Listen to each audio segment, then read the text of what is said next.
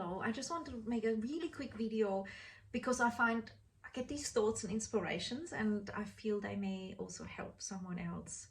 So I find that as the collective, including all of us, is going through a lot of change right now, often the question arises, so what is the best way in which I can serve it, in which I can serve this awakening,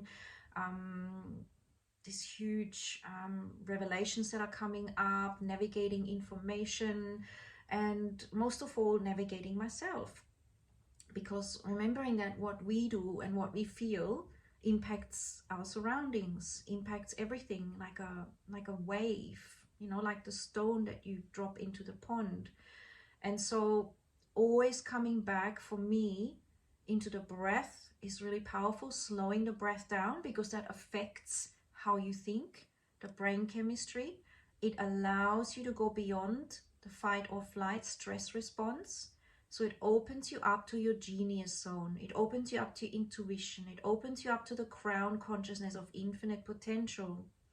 So always doing that slow breathing that I teach a lot in my YouTubes and all over the place, like starting with the square breath, inhaling 1, 2, 3, 4, holding for 4, exhaling 4, holding. I've got videos on it. I've got classes on that. I will make more on that for sure. But right now, just a quick video that the time we lose is when we go external, and the whole matrix thrives, the matrix that we're in currently, that we're leaving, which is really having us not really that happy, having us more in a repeat pattern and in a lack of freedom and evolution, but just consumers working all the time, running around, disconnected from our spirituality and from our just pure essence of being. So slowing down the breath, going into meditative place, focusing on the brow, relaxing the jaw, taking that time right now to slow down. And if you go on my YouTube channel, if you're not already there, I teach this a lot. I've done so much stuff that always goes back right into that. So from that place, you're going to open up what's called the genius flow state. So you can have solutions to problems you didn't even know were there before the solutions. You're going to connect to your inner well-being, to your inner divinity. You're going to let your cells regenerate. You're going to go into healing mode, into relaxation mode. You're going to see that a lot of the hype isn't real. It's just for the sake of the hype, because hype in itself causes chaos and causes dysfunction. And it doesn't lead to the highest intelligence in you for a response. And that is part of the game. And that is what keeps us trapped. So remembering you can go within, that your self-love matters, your own wisdom matters, your truth matters, and to recognize everyone else's world matters, and that's the world they live in and create, and it might be a very different place than the world you're in. That's okay, right?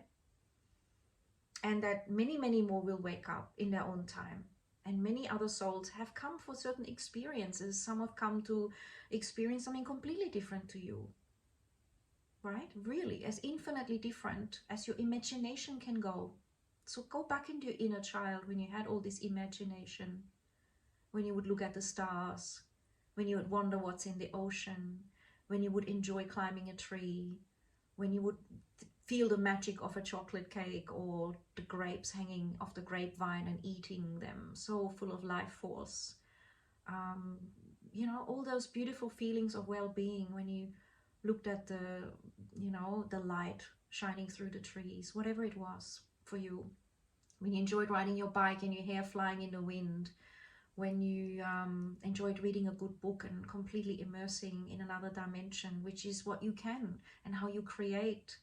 So while all this madness is going on and people are getting triggered and divided, it is true mastery to focus on yourself, and amongst all the storm, focusing within. And then that is helping others do the same. That is sending a wave to the rest of the world. And that is how we make great decisions, and that's how we become invincible, and that's how we have really good health, because under stress we have reduced health. And when we're stressed and we don't think positively, because stress is generally fight or flight, looking for problems, we tend to make ourselves sick out of fear.